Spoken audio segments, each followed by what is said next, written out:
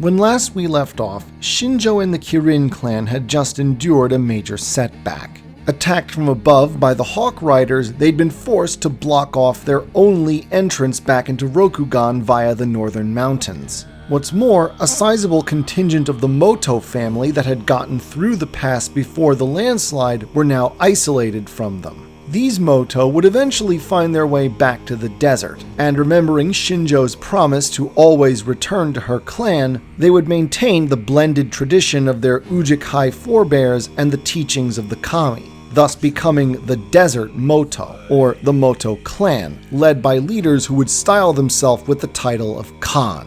As for the rest of the Kirin clan on the other side of the landslide, a new way back home needed to be found. In order to facilitate this, Shinjo had taken the magic mirror that had been gifted by her nephew Hante Genji and split it into 4. Now the Kirin were completely cut off from any kind of communication with the Emerald Empire, but by using the 4 fragments they had, they could keep in contact with each other, allowing the clan to split up and cover more ground in order to find a route back home. And so they split up, Shinjo leading one contingent, the Otaku family another, the Iuchi another, and the 4th comprised of the Ide and Moto families.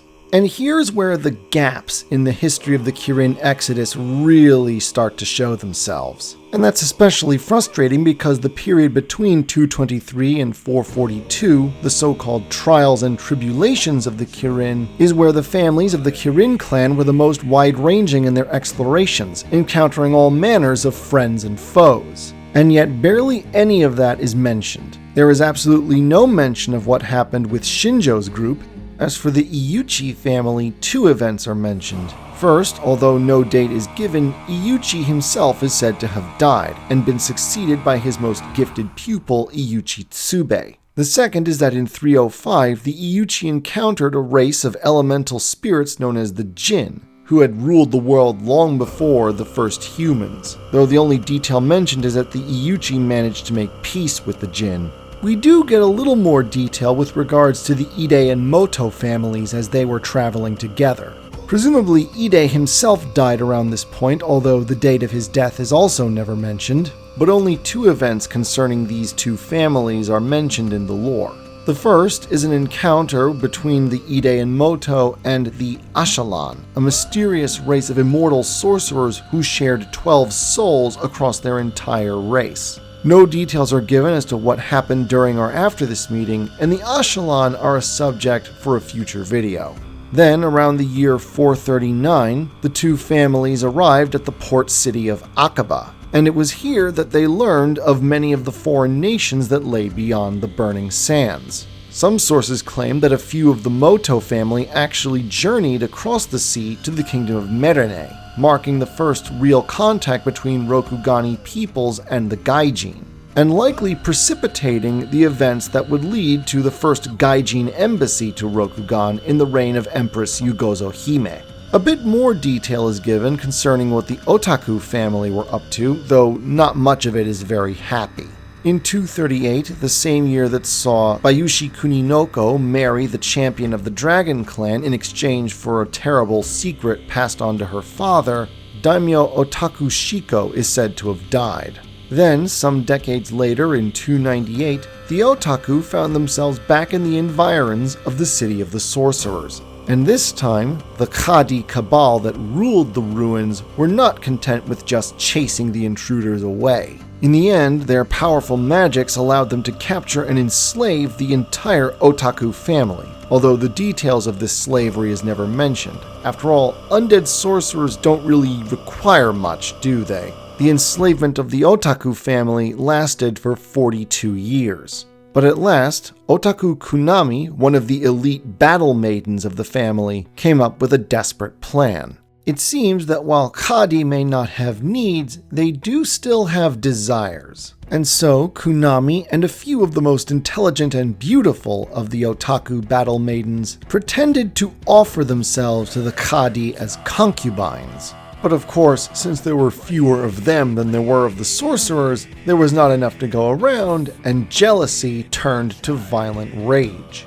Thus, just as Konami hoped, the Kadi began to turn on one another with their sorcery. As the walls of Laramund shook under the onslaught of magic wielded in anger, the Otaku family seized their moment and escaped in the confusion. During the escape, Konami stumbled onto the stables of the City of the Sorcerers, and there she discovered a herd of horses unlike any other in all the world. No one knows where they came from. All that is known is that their leader was a stallion named Vata, and he somehow established a link with Konami, and thus it was this herd that followed the Otaku as they fled. Unmatched and unequaled in all the world, it was from Vata's herd that the legendary Otaku war steeds would be descended.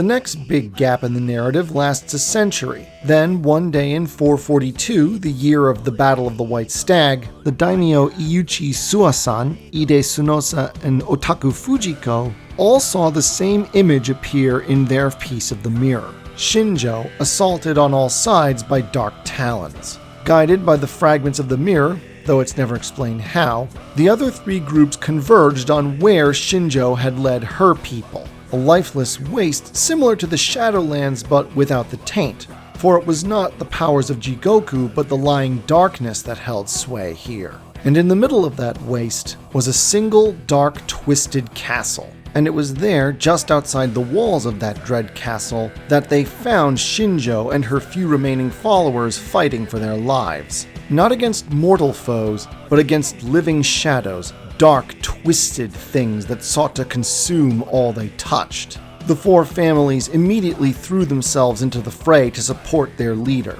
The Otaku and Moto families stood shoulder to shoulder with Shinjo and her followers, while the Iyuchi used their Meishodo magic to drive back the shadow beings and the Ide tended to the wounded. Despite new reinforcements, the Kirin remained outnumbered and soon found themselves surrounded by the minions of the lying darkness. And so, Shinjo ordered her clan to abandon her. She would occupy the enemy, buying enough time for her followers to flee. They all objected, but she reminded them of her promise, that no matter what happened, she would always return to her people.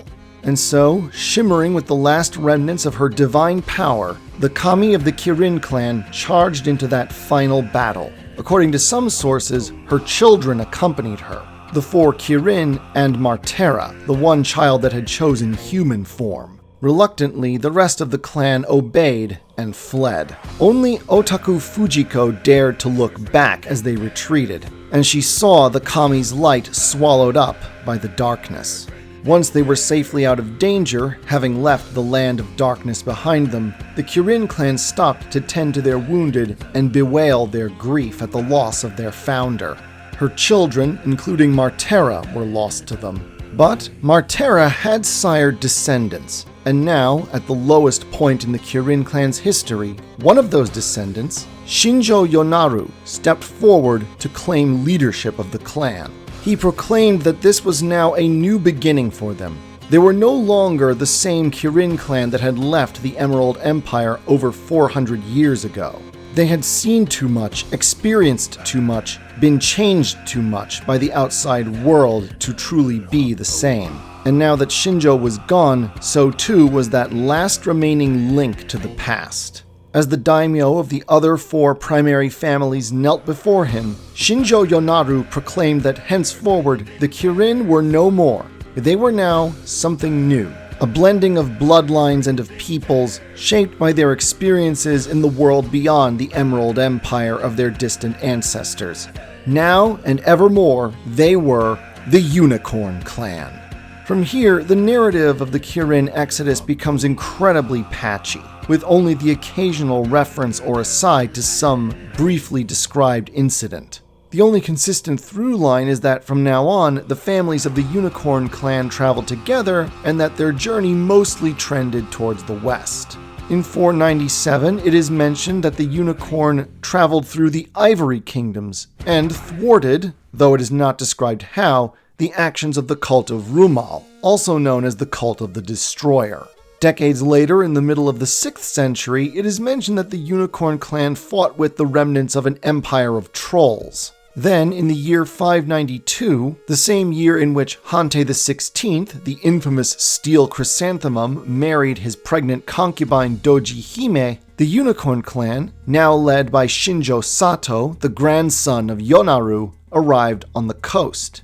While Sato was trying to decide whether or not they should simply turn back east or try to cross the ocean, the fragments of the Kirin's mirror activated and showed him a vision of Shinjo ordering the Unicorn clan to turn back east and return to the Empire through the Shadowlands. The vision proclaimed that great future dangers would threaten Rokugan and that the Unicorn clan must be there to join with the other great clans. And so the Unicorn clan turned around and made the centuries-long journey back eastward across the continent towards the Empire. According to the sources, they didn't reach the border of the Shadowlands until the year 790, the year that the Scorpion clan gained ascendancy over the Crane in the imperial court. And so, under the leadership of clan champion Shinjo Nishijin, the Unicorn clan began its 25-year-long trek through the tainted wastes of the Shadowlands towards the border of the Emerald Empire. By then, the Unicorn had known the dangers of the taint and had stockpiled large amounts of jade for this occasion. Even so, 25 years was a long and trying time. At least a fifth of the Unicorn clan, if not more, are said to have been lost either to battle with the monsters of the Shadowlands or to madness, as the taint corroded their bodies and souls. This last proved the hardest to endure, as time and again they had to watch comrades and even loved ones succumb to the taint and have to be put down. By 815, when the Carpenter's Wall finally came into view, the Unicorn clan's supply of jade was beginning to run low. If they didn't leave the Shadowlands soon, who knew how much more the taint would ravage the clan? And so Nishijin and his daimyo resolved that they couldn't afford to spend time trying to negotiate their way into the Empire. They must force their way in. Of course, even with the best cavalry in the world, you're not going to smash your way through the Great Wall. And after enduring a quick barrage from the Crab siege engineers, the Unicorn wisely chose to tack westward looking for the edge of the wall. Naturally, the Crab anticipated that and met them with an army, but on open ground, the Unicorn excel. Rokugani horses are more akin to ponies, and they never developed the concept of the saddle or the stirrup. And the Unicorn, essentially a mass cavalry army, just blitzed right through the Crab forces. At which point the Unicorn just kept charging northward, blitzing through any army that came to face them, because again, the Rokugani had no experience with anti-cavalry tactics. Only at last, when a delegation from the Phoenix clan approached them under a flag of truce, was anyone willing to talk to them. Nishijin insisted that he and his clan were descended from the Kirin clan of old, and the Phoenix were at least willing to sponsor him having an audience with Emperor Hantei XXII and Emerald Champion Doji Ryobu. Nishijin presented the ancient sandalwood fan gifted from the Lady Doji to the Lady Shinjo, and that was enough to convince Ryobu that Nishijin and his people were who they claimed they were. Thus, the Crane clan were the first to officially recognize the Unicorn as a legitimate great clan of the Empire. The Phoenix followed soon thereafter. The Dragon, for their part, just didn't care because they lived in their mountains, while the Crab, once they were satisfied that the Unicorn were not in fact aligned with the Shadowlands, wrote the whole thing off as silly political nonsense and went back to guarding the Great Wall. That just left the recalcitrant Lion and Scorpion clans, who were a lot more reluctant to acknowledge the Unicorn clan's legitimacy. And so the two clans would launch sporadic attacks against the Unicorn for the rest of the year. Most of the minor clans stayed out of it, but the Fox clan, descended from the Kirin remnant that had stayed behind, naturally recognized the Unicorn as their kindred. Although in the end, they would refuse to give up their own distinct identity and be reabsorbed into the Unicorn clan. Here I have to apologize for a mix-up in a previous video. In Omens and Transitions, I said that the Battle of White Shore Plain occurred after the Unicorn clan first made it into the Empire. This was a mistake on my part. It actually occurred after the meeting between Shinjo Nishijin and the Emperor. Over the months, the fighting between the Unicorn, Scorpion, and Lion clans began to turn against the Unicorn. The Unicorn were still exhausted from the long trek through the Shadowlands, and because they didn't know the terrain very well, had to rely on forage to keep going. Meanwhile, the Scorpion and Lion clans were learning very quickly how to counter their cavalry. However, unbeknownst to all other parties, Bayushi Ogoe, champion of the Scorpion clan, was scheming. Remember how the Scorpion clan had gained ascendancy in the court back in 790? Well, it turns out that Scorpion preeminence was a lot more trouble than it was worth. Nobody in the Emerald Empire likes or trusts the Scorpion for various obvious reasons. The fact that they were on top for so long was engendering a lot of resentment, far more than they were used to or wanted to deal with. Before the sudden arrival of the Unicorn clan, the Crab and Lion had been mustering armies in preparation to assault the Scorpion, and the Crane were mustering their own economic and political might to do the same. However, in this moment, Ogoe saw an opportunity to use the Unicorn clan to serve the interests of the Scorpion. And so, Ogoe called in his general Bayushi Tozasu and said to him, "I need you to muster your army. We are going to war with these unicorns, and I need you to lose." And so, after a Scorpion propaganda campaign hyping up how pathetic and weak the Unicorn clan really were, Tozasu led his army into a deliberate defeat at the Battle of White Shore Plain. A defeat so complete that nobody questioned it, especially after Tozasu committed seppuku for his failure.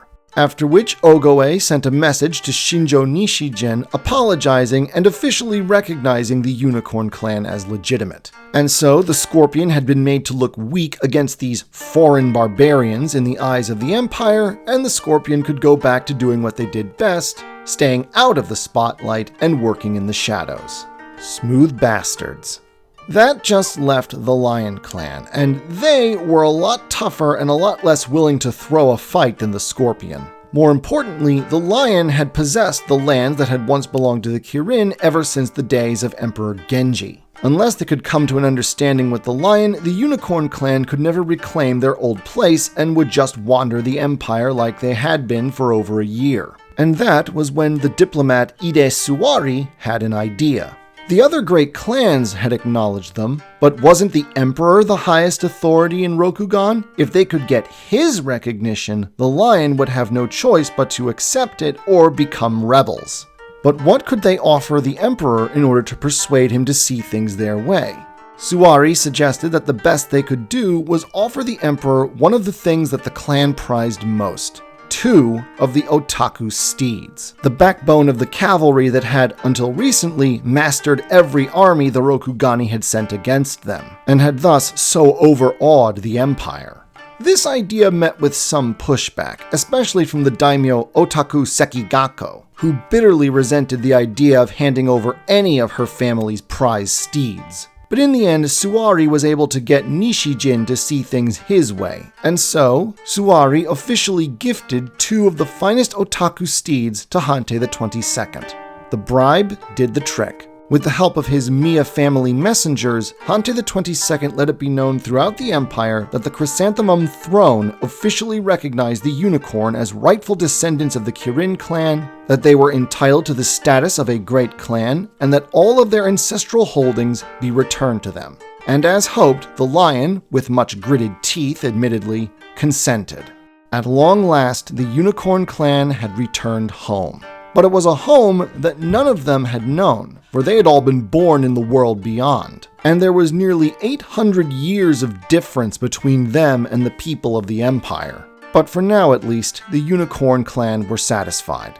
Their centuries of endless wandering were finally at an end. They could deal with the rest of the Emerald Empire tomorrow. Before there was Ellen Ripley. Before there was Wonder Woman. There was the original action heroine, Atalanta. Now available in ebook, paperback, and audio form. Links in the description.